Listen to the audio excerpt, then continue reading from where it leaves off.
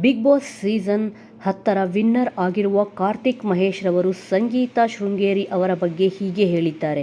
ಸಂಗೀತಾ ಜೊತೆ ನಿಮ್ಮ friendship continue ಆಗುತ್ತಾ ಎಂದು ಕೇಳಿದಾಗ ಕಾರ್ತಿಕ್ ಮಹೇಶ್ ರವರು, ನಾನು ಬಿಗ್ ಬಾಸ್ ಮನೆಯಲ್ಲಿ ಇದ್ದಾಗ ಲೆಟರ್ ಅನ್ನು ಬರೆದೂ ಕೂಡ ಹೇಳಿದ್ದೆ.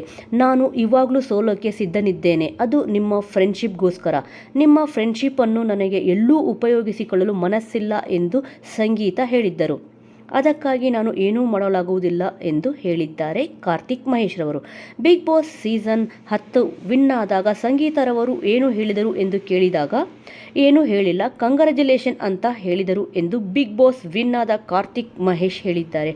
ಹಾಗೆಯೇ ಬಿಗ್ ಬಾಸ್ ಸೀಸನ್ 10ರ ವಿನ್ ಆಗಿರುವ ಕಾರ್ತಿಕ್ ಮಹೇಶ್ ಮತ್ತು ರನ್ನರ್ ಅಪ್ ಆದ ಡ್ರೋನ್ ಪ್ರತಾಪ್ ಬಗ್ಗೆ ನಿಮ್ಮ ಅನಿಸಿಕೆ ಅಭಿಪ್ರಾಯಗಳನ್ನು ಕಮೆಂಟ್ ಮೂಲಕ ನಮಗೆ ತಿಳಿಸಿ.